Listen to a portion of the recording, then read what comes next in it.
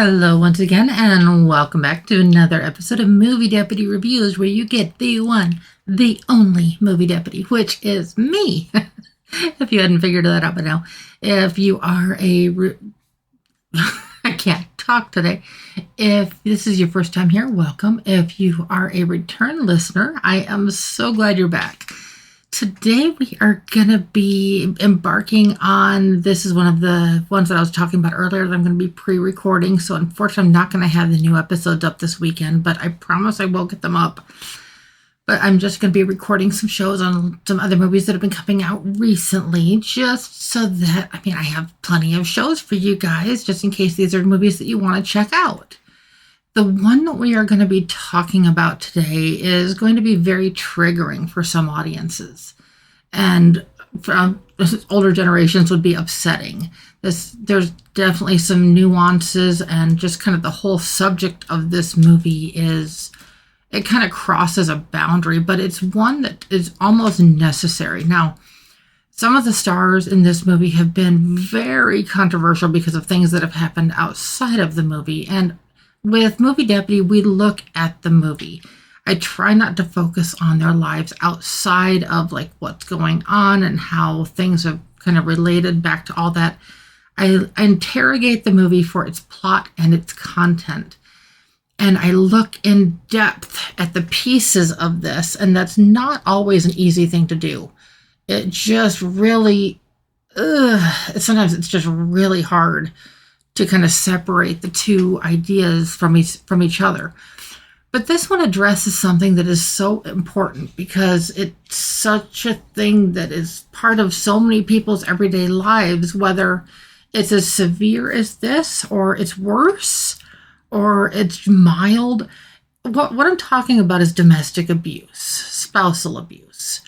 And if you haven't already figured out, I'm talking about the movie It Ends With Us. Now, I always like to let people know I never, ever, ever, never read the books. So don't, or if you want to, I can't stop you, but I never read the book. So if you're going to complain that my review has nothing to do with the comparison of it to the book and blah, blah, blah, and yakety schmackety, I'm probably going to disappoint you because I never, ever read the books. I just look at the movies. And there's some people that really upsets, and it gets under their skin and their nerves, and they're just kind of going, oh my goodness, I don't believe that you didn't address this. Well, I don't read the books, so I don't know how the story is different. I can only judge it based on what's on screen.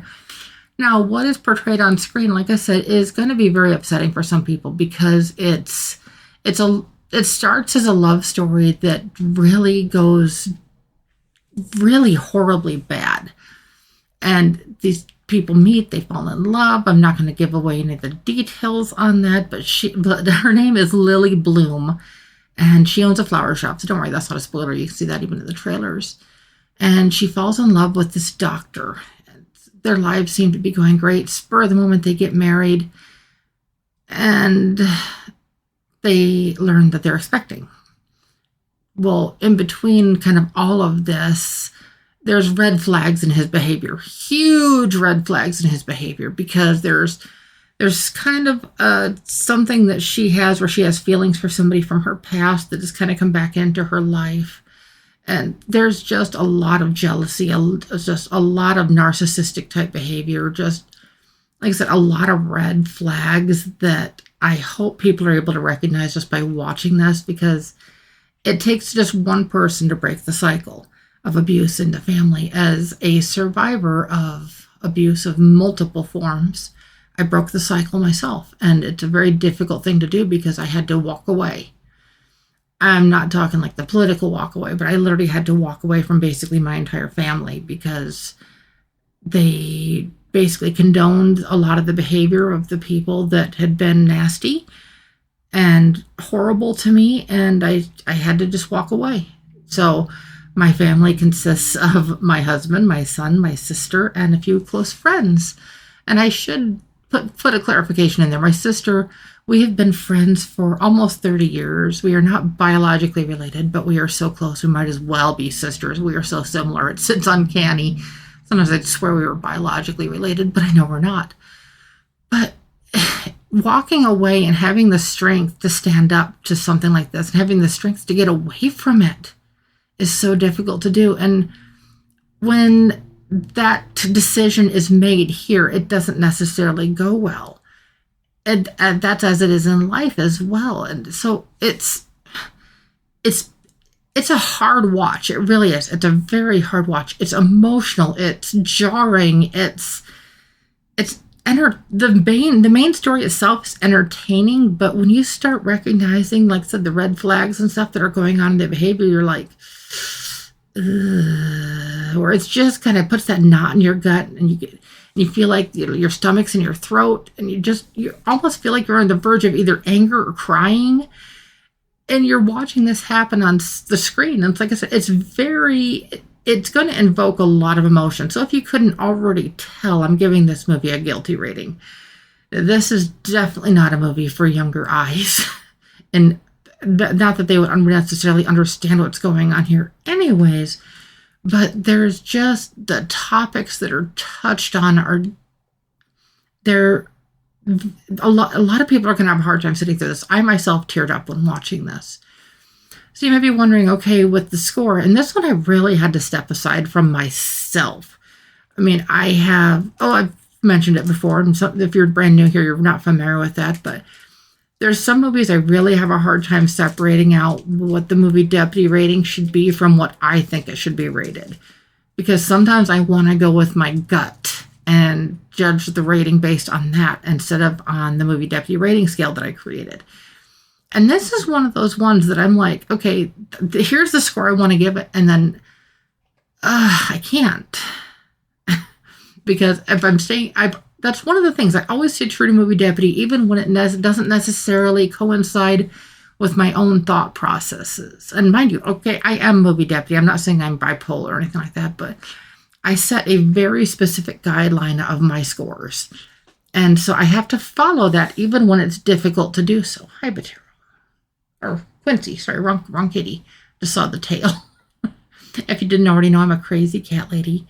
My 7 indoor kitties, yes, I have 7, keep me quite entertained, and my 1 fast cat wheels help with that sanity tremendously. So if you have hyper kitties, you need to check them out. But back to the movie on that, sorry. But like I said, this one, it's just one of those ones. A lot of people are probably familiar with the book. Like I said, I never read the books. Hi, Quincy. But this one is, like I said, it's a difficult watch. I can't recommend it as necessarily a good date movie or anything like that. Now, like I said, personally being a survivor of abuse, I hate using the term victim. I know it's a common word, but I don't like the term victim because that's just showing that you're, at least in my brain, I think I'm still a victim, whereas I'm a survivor because I was able to get away from that and learn and like change how I live my life because of what I went through. So I think of myself as a survivor on that. But back to the score. As you already know, I gave it a guilty rating. Score-wise, part of me really wanted to be like low 5s. Like, I don't want to like this. And the other part of me was like, okay, maybe 7s. It's watchable. It's definitely memorable. But the plot has some questionable content. But I'm like, but how do I reconcile, the different things? Because naturally I'm going lower because I found the movie upsetting. Movie deputy-wise, I'm going higher, but at the same time, I have to recognize that there are quite a few errors in the movie. And that's one of the things I also look at in my scoring system. So all that taken into consideration, I ended up at just a basic 6.0 out of 10 on the deputy scale. So 6 out of 10. Like I said, part of me wanted to go higher. A lot of me really wanted to go lower. But staying true to the deputy scale, a 6 is pretty accurate for the movie itself. So I'm going to have some more reviews up for you in the next upcoming days. So be sure to hit those buttons so you always get notified when the latest and greatest movie deputy content goes live. I hope that this movie review and that this movie is not too upsetting. If this is one you want to check out, I think it's available on some streaming services now. But I hope this can at least help somebody, and I will be back soon. Bye-bye.